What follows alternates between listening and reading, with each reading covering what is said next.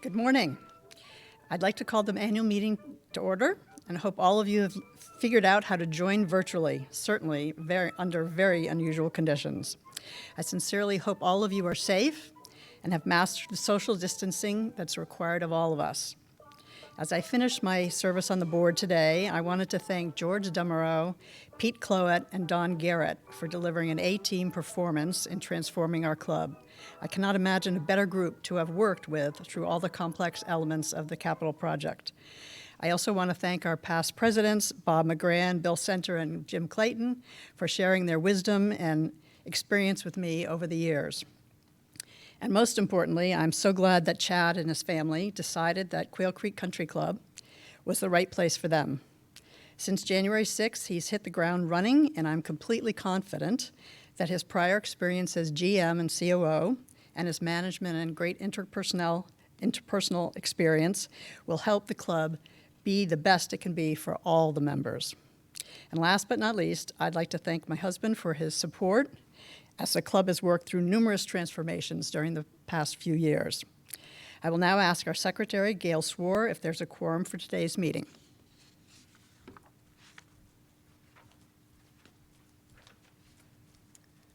Thank you, Hetty. As secretary of the Quail Creek Country Club, we do have a quorum. We have 256 out of 385 eligible present via proxy. Thank you.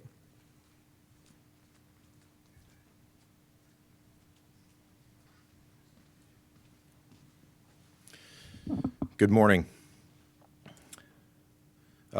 Today, you can see the agenda. We'll be going over several items, including operations and finances, as well as some time for questions, followed by the results of the member vote for the upcoming directors for the 2020-2021 year.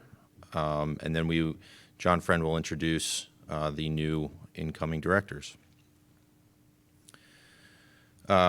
Before we get started, it's an opportunity to thank everyone that has participated in making this club great, and that includes all of the volunteer leaders here at the club. We'd like to thank those that are outgoing board members at this time: Gary Smith, Hetty Whitney, and Elaine Christian. Thank you for your time, your expertise, and your dedication to the board for the 3 years that you have served. We're going to jump into the committee and wellness and spa reports, as well as the other committee reports. We'd like to thank the Fitness, Wellness, and Spa Committee, Jack Phillips, the chair, Cliff Anzalotti, Mark Baer, Susan Flowers, Valerie Klosterman, Amy Morgan, Gail Swore, Bob Ricketts, and Nikki Yanarella.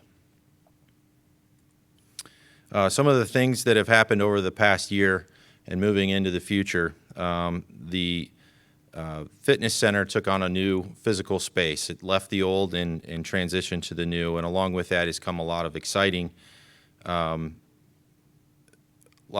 programs moving forward. We have new classes, which include sports stretch, and athlete yoga. We have a fully equipped Pilates studio with more people per class, which we can allow 4 per class. 2 large classrooms versus the single one that we had before. Springboard classroom can accommodate up to 6 people. And large increases in participation has driven added staff to support the demand. Dr. Jake has increased his business since moving into the new facility by 15%. And large increase in spa services appointments has led to 2 new part-time spa employees. Court sports. The Court Sports Committee, we'd like to thank you for your dedication, time, and expertise. Jack Phillips, the chair, Rick Berg, George Downing, Rita Kozik, Donna Musa, Paul Siddell, Christina Silva, and Bill Starbuck. Thank you for your assistance. Jose has led a wonderful court sports committee and has transitioned the new courts into something that all of Collier County can be proud of. We have some of the best state-of-the-art courts with 9 hydro tennis courts, 6 new pickleball courts, an updated staffing model. We've introduced online booking and expanded relationships with other clubs. Tennis, court usage remains strong. Improved programming with new events, night play, and junior programs. Pickleball, brand new to the club. We've gone over rules and regulations this year. We've made introductions to the game, and we've started to include new programming, with more programming coming in the future. Bocce and croquet. Interleague bocce and intra-club bocce have all been successful on our 2 temporary courts. Our temporary croquet lawn has gotten regular weekly play. Moving forward into Golf and Green Committee, we'd like to thank the Golf and Green Committee for their time, their dedication, and expertise as well. Gary Smith, the chair, Sue Benoit, Bob Crowley, Gary Evans, Bill Flowers, Bill Hazard, Alicia Capel, Joe King, Gail Swore, and Elaine Christian. Our plan for 2021 moving forward is to address some areas of concern that have been voiced by some members, as well as our plan to continue to improve the membership experience here at Quail Creek. Outside operations will be focused on elevated service standards and member satisfaction. Professional staff will have an increased presence on course to provide a greater member and guest experience. Starters and rangers will have an increased presence throughout the hours of operation to ensure all members and guests the best experience while playing our 2 championship courses. Some of our practice facilities plans. New range fixtures to enhance the presentation of our newly renovated practice facilities.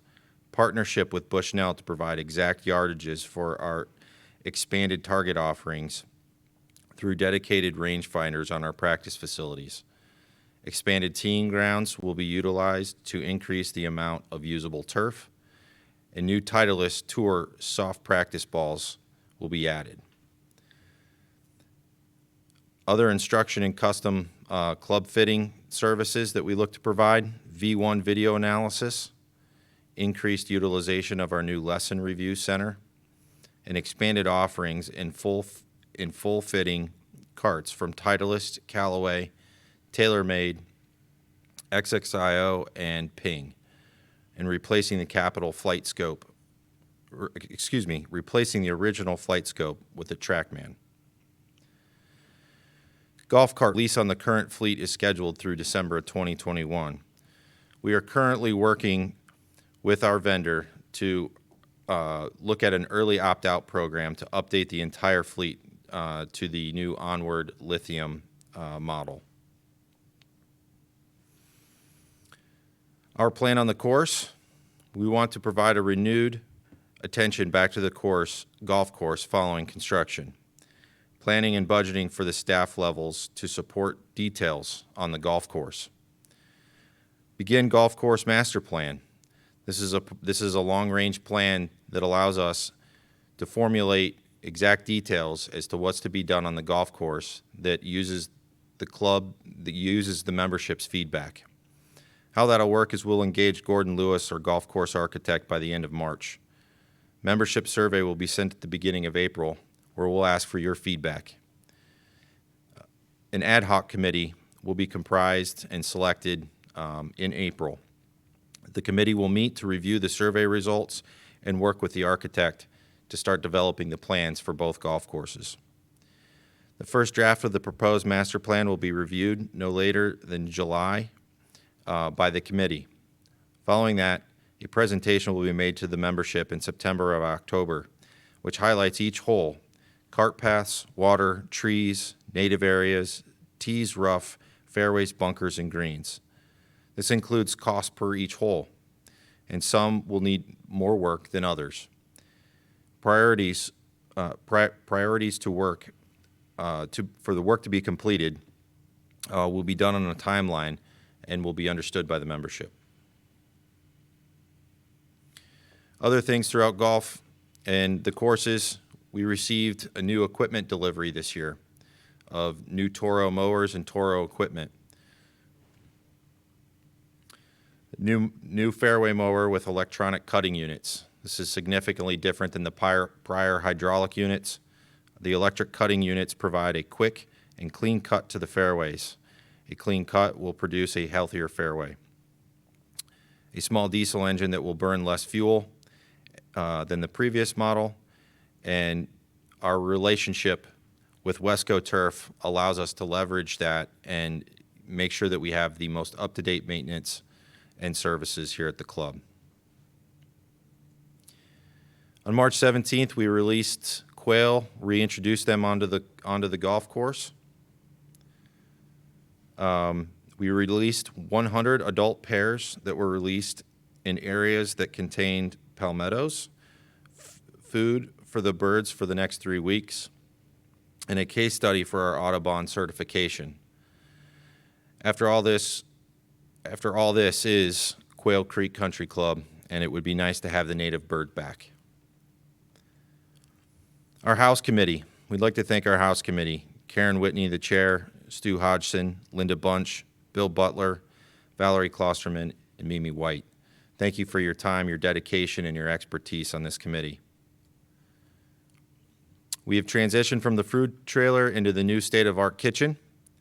Our club events before the coronavirus were hitting record attendance in January, February, and March.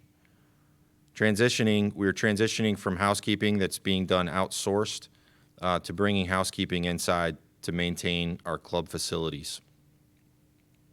Reviewing club standards to make changes to reflect trends in the industry as well as our new current facilities will begin to take place over this next year. Innovative ideas compiled by the food and beverage team during this current coronavirus outbreak has helped keep the club alive, keep staff busy, and keep members satisfied. Those include our new home pantry program, which was introduced this weekend and has already taken off quite well as our enhanced to-go services. The board and management would like to recognize the membership committee for their efforts. Tim Reed, our chair, Chuck Henry, Alicia Capel, Tom Kelly, and Ann Genovese. 2019 and 2020 fiscal year has been difficult. It truly has been unprecedented since I have arrived. Since January, there has been a lot of volatility, including complete turnover in our membership department and now the coronavirus. This has led to building a new team. And please help me in welcoming Tracy Moranto as Director of Membership. We couldn't be more than happy to have her. Today is her first day, and we will be sending out a wonderful bio about Tracy and welcoming her to our team. Tracy is joined with Terry Brody as the membership coordinator. And just so everyone understands, these similar positions have existed just before with Ian and Nick, but it's further to be understood that this team was built in cooperation with myself and Terry, and we couldn't be more than happy to have Tracy here to support us and to lead us in a new direction to bring in membership to Quail Creek. Our professional staff will be preparing the following: summer programs and promotions, getting prepared for the 2020-2021 season, selecting and targeting demographic and geographic areas, transition marketing materials from amenities-based to Quail Creek experience. Donna Blaze, our Director of Communications and Marketing, is building a brand new website to address better online presence and better membership experience. We expect this to go live in July. Improving orientation and membership process and the membership committee is also a priority of ours moving forward. And working on strategic approaches to increasing the club's initiation fee will also be looked at. The Strategic Planning Committee, we'd like to thank you for your time, expertise, and dedication.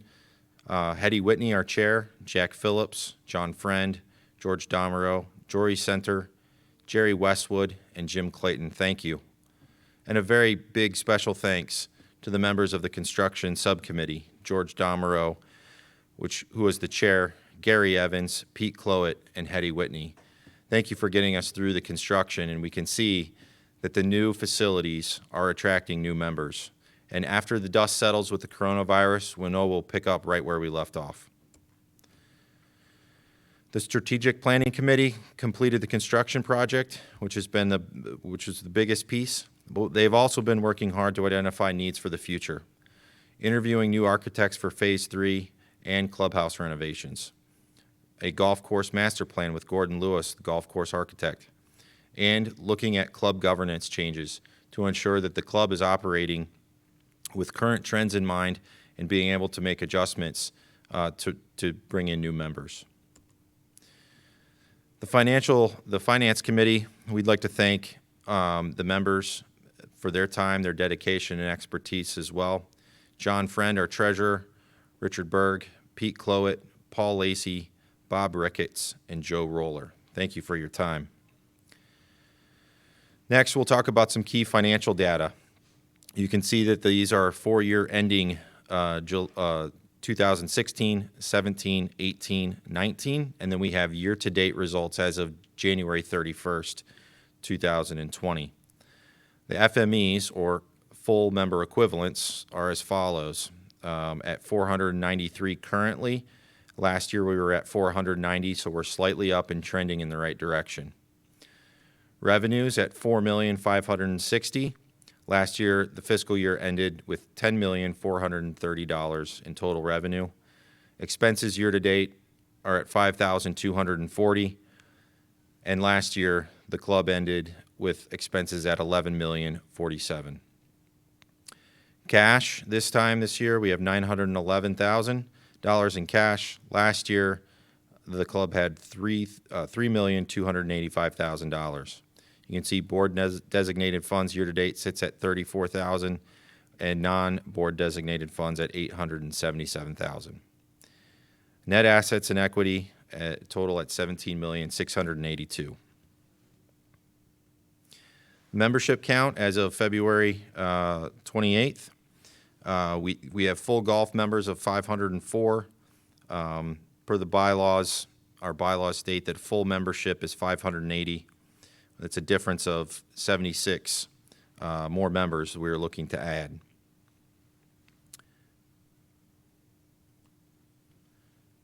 Total members, February year to date, you can see that we're at 658 total memberships. You can see that membership since 2016 has been declining, and following the renovation and the construction project, we've seen an increase in membership.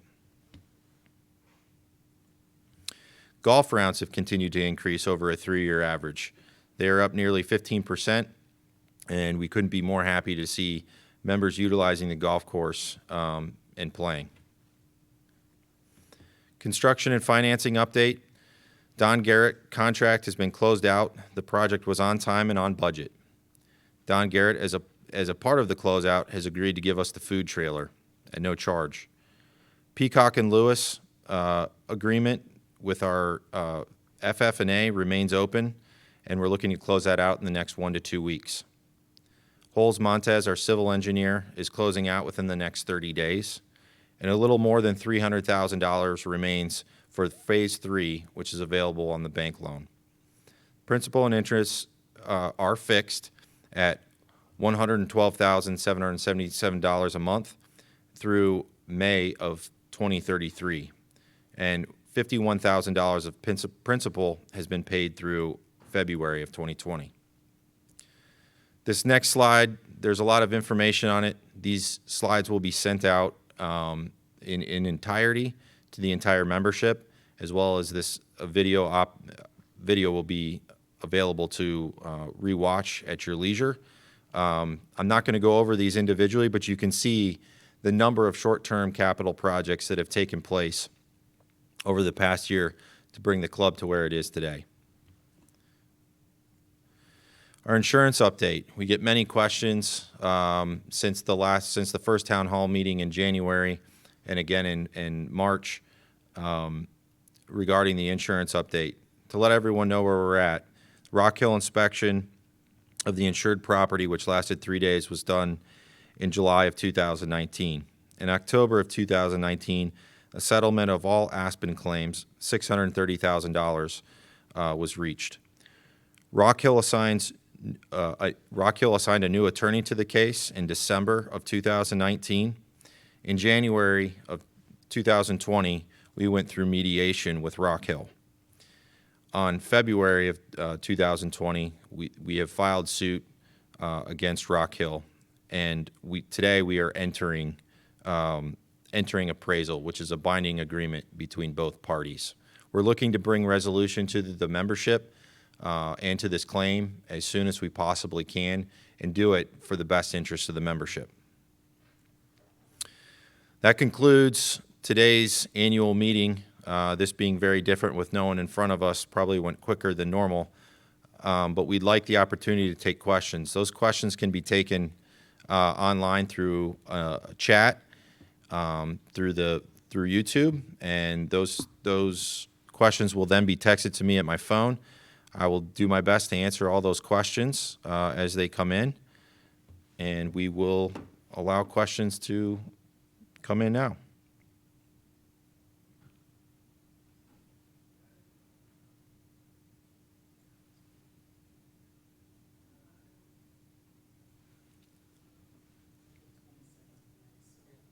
Oh, really?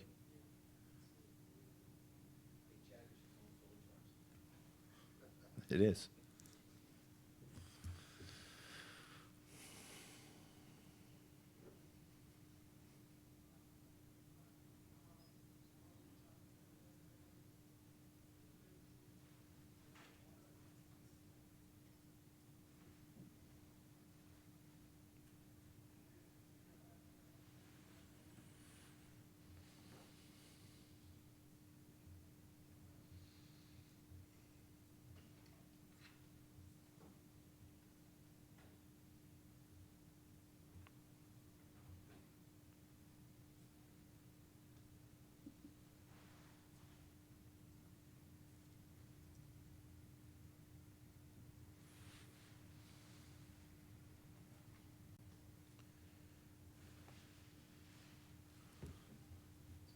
Nothing? Okay. With no questions coming in via chat, we'll move on to the vote results, which will be reported from our Secretary, Gail Swore. Before I do turn the microphone over to Mrs. Swore, I'd like to take a moment and honestly and truly thank the membership for their support during these times. It's been unprecedented with anything that we've all dealt with. Going to the grocery store has changed, coming to the club has changed, dealing with staff has changed, and it seems like every moment that we think about sending out another communication, more information changes in that amount of time. I want to thank you for your patience, your dedication, your time, and your willingness to make sure that Quail Creek is successful moving forward. At this time, I'll turn it over to Gail to give us the vote results.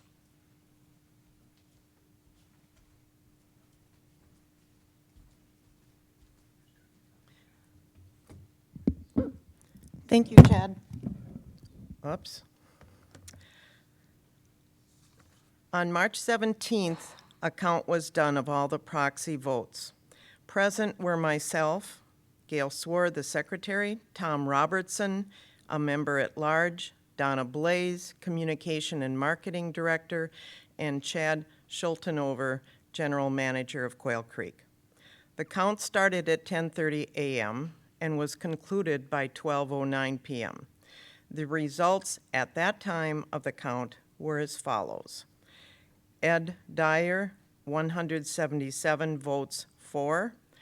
Bernard Hurl, 163 votes for. Karen Whitney, 149 votes for. P.J. Insana, 105 votes for. And Dan Latino, 92 votes for. Due to the current situation surrounding the coronavirus, the board voted to change the annual meeting from a live in-person meeting to a virtual meeting with no one in person. This eliminated the ability to vote at the annual meeting. Hence, the board extended the number of days to submit your proxy until last Friday, March 20th at 3 p.m. 17 additional proxies were turned in during that time. So the final results from the additional 17 proxies received during that time are as follows. Edward Dyer, 189 votes for. Bernard Hurl, 173 votes for. Karen Whitney, 155 votes for. P.J. Insana, 111 votes for. And Dan Latino, 98 votes for. Tim Reed, the only candidate on the ballot for a one-year term, received 211 votes for. This concludes the report from myself on the results of the vote for directors for a 3-year term.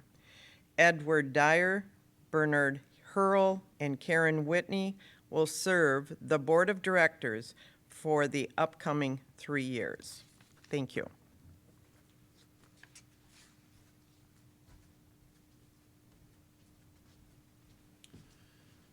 Before I have John Friend come up and introduce the new Board of Directors, I would like to take a moment. It looks like we've gotten a couple questions in and answer those questions. So the first question is, when will the halfway house construction begin and finish? At this time, given everything that's going on, there are no plans to begin construction soon. Peacock Lewis, our architect that designed the sports center, we are no longer using, and we're looking to interview a new architect to build the halfway house. So as soon as we select a new architect for the club house, as well as the halfway house, and we can get those plans put together in entirety and get them out to bid thoroughly, we will look at beginning that construction. And then the insurance claim that is outstanding, that number is dependent upon if you ask Rock Hill. They have a number in mind of roughly $2.4 million, and our argument and through our attorney, we believe that we're closer to a little over $3 million. And our attorney is working on our behalf to ensure that we get the most that we possibly can for the claim. Hopefully that answers both those questions. And then at this time, I will introduce new president, John Friend, to introduce the new board of directors.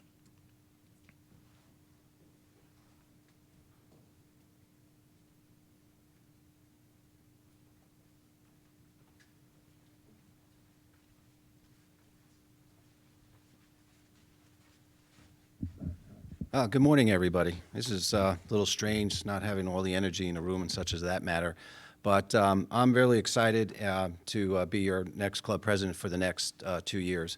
I do want to take this moment right now to thank, along with my fellow board members, to thank Hetty Whitney with all her leadership that she has done on the board for the last 3 years and this past year as president of Quail Creek Country Club. I also want to thank Elaine Christensen and also Gary Smith for all their hard work and dedication as well. We'll miss them, but I'm sure they're going to still be actively involved in helping us as we move forward. I also want to take this opportunity to say to all of you, I'm really looking forward to working with Chad and his management team. We are very fortunate to bring Chad along to join this club with his experiences and caliber of the insights and the work that we know we are and have been working on to make the changes as this industry, the club industry, has changed as well. So again, sorry that we're all not here together to say hello and the energy and all, but I am looking forward for my next 2 years as a club president and also serving members of this club as well. Have yourselves a good day.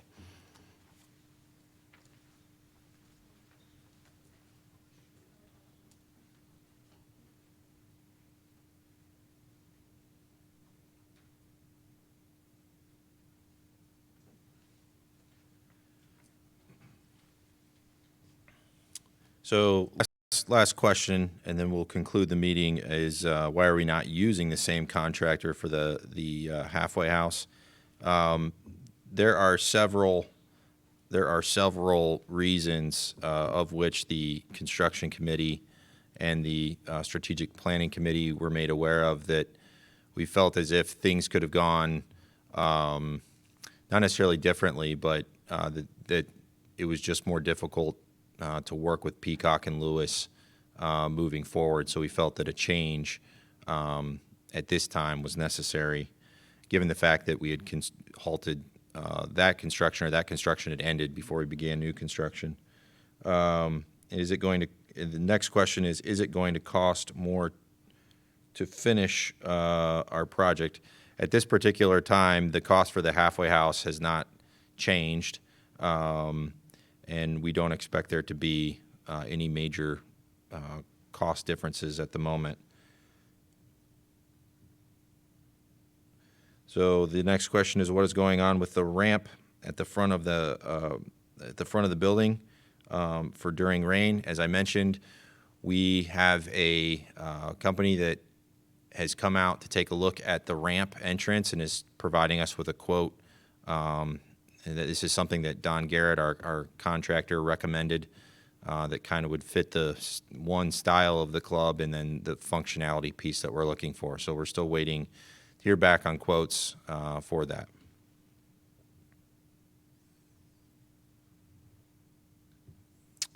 And that will conclude the annual meeting. Thank you all for attending virtually, and we look forward to having you back here in the clubhouse soon.